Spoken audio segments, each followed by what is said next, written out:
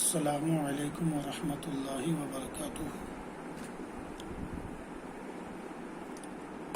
اہلا وسہلا ومرحبا ایھا الاخوہ۔ قواعد الصرف حصہ دوم میں حروف زیادت اور ان کے مواقع سے متعلق اہم گفتگو کی گئی ہے۔ پہلے یہ یاد رکھنا ضروری ہے کہ حروف زیادت کتنے ہیں اور وہ کون کون سے ہیں۔ حروف زیادت کی تعداد 10 ہے۔ نمبر 1 الحمزہ، نمبر 2 الہاء، نمبر 3 السین، نمبر 4 اللام، نمبر 5 النون، نمبر 6 المیم، نمبر 7 الواو، نمبر 8 الیا، نمبر 9 الالف۔ تو الف اور نمبر 10 تا، یہ 10 حروف ہیں۔ فن صرف کے ماہرین نے آسانی حفظ کے لیے ان کے چند مجموعے تیار کیے ہیں جو بڑے دلچسپ ہیں اور سریع الفہم اور راسخ الحفظ ہے۔ وہ مجموعے یہ ہیں: 1 امان و تسہیل، اس مجموعہ میں 10 حروف پورے جمع ہیں۔ اسی طرح وہی المسئلہ،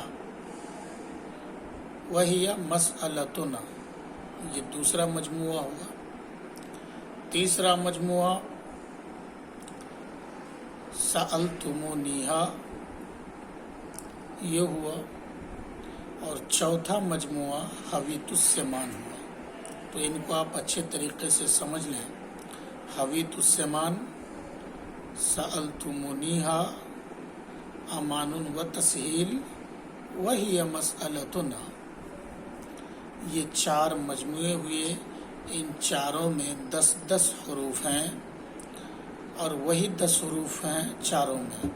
ایسا نہیں ہے کہ ایک مجموعہ میں 10 الگ حروف ہیں تو دوسرے مجموعہ میں دوسرے 10 حروف ہیں، بلکہ حروف زیادت کی تعداد 10 ہیں اور وہ حروف زائد ہونے کے لیے متعین ہیں۔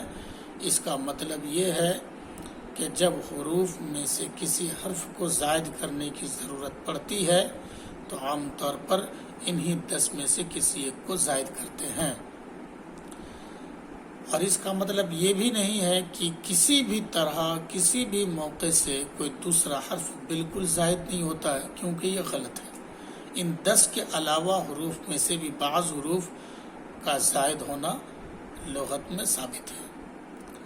اور اگر کوئی اس کا مطلب یہ سمجھتا ہے کہ یہ حروف زائد ہونے کے لیے متعین ہے، اس کا مطلب یہ ہوا کہ یہ حروف کبھی بھی اصلی نہیں ہوں گے، تو یہ بھی آپ کی سمجھ غلط ہے، کیونکہ یہ وہ حروف ہیں کہ جو کبھی اصلی بھی ہوتے ہیں، کبھی زائد بھی ہوتے ہیں، کبھی دوسرے کے بدلے میں بھی آتے ہیں۔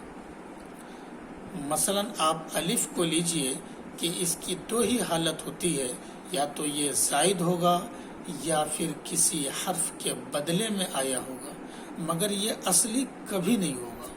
اس کے بعد واو کو لیجئے کہ واو اصلی بھی ہو سکتا ہے اور منقلب بھی ہو سکتا ہے اور زائد بھی ہو سکتا ہے۔ یہ مختصر سا بیان، آپ اسے یاد رکھیں، پھر انشاءاللہ اس کی تفصیل آپ کے سامنے رکھی جائے گی۔